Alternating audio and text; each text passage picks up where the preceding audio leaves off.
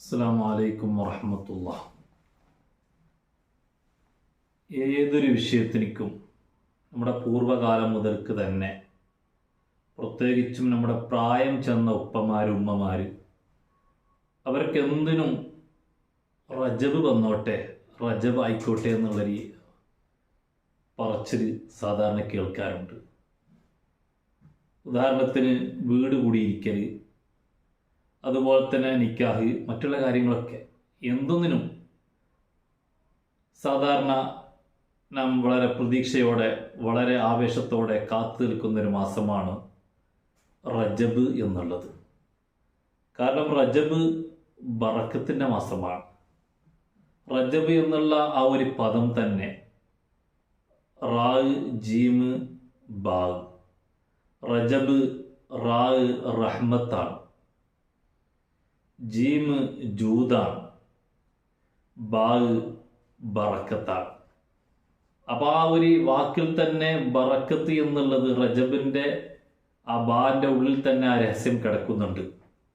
അപ്പോൾ വലിയൊരു ബറക്കത്തിൻ്റെ മാസമാണ് റജബ് മാസം.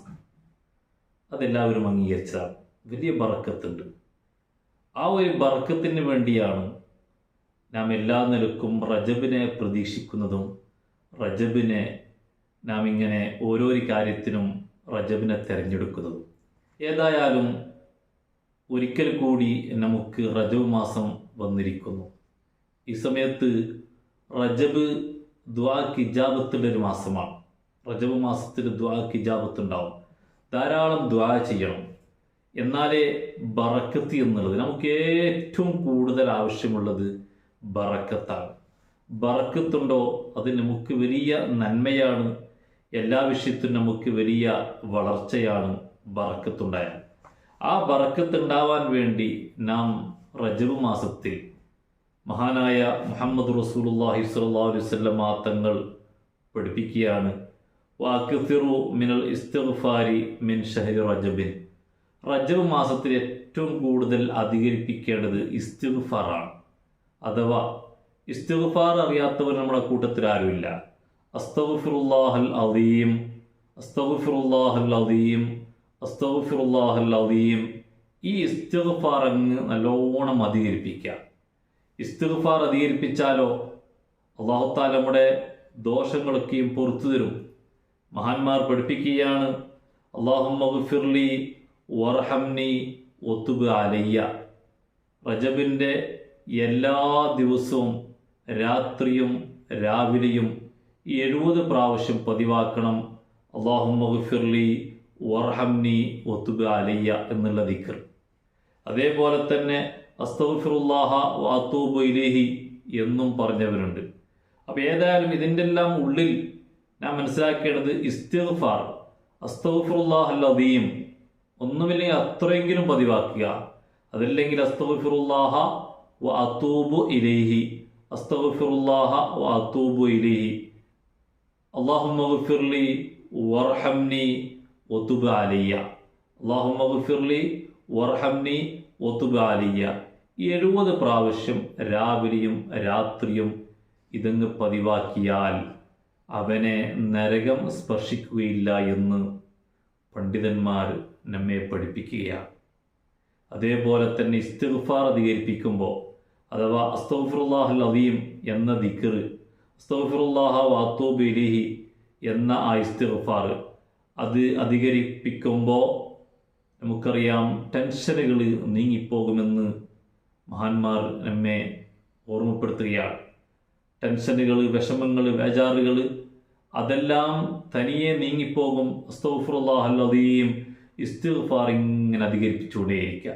അപ്പോൾ റജബ് മാസത്തിൽ കാര്യമായി നാം അധികരിപ്പിക്കേണ്ടത് അസ്തഗ്ഫിറുല്ലാഹൽ അദീം, അസ്തഗ്ഫിറുല്ലാഹൽ അദീം, അസ്തഗ്ഫിറുല്ലാഹ വഅതൂബു ഇലൈഹി.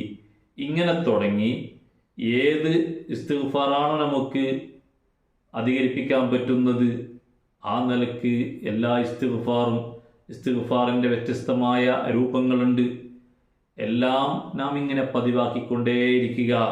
അതാണ് ഈ റജബ് മാസത്തിൽ നാം പ്രത്യേകമായും ശ്രദ്ധിക്കേണ്ടത്.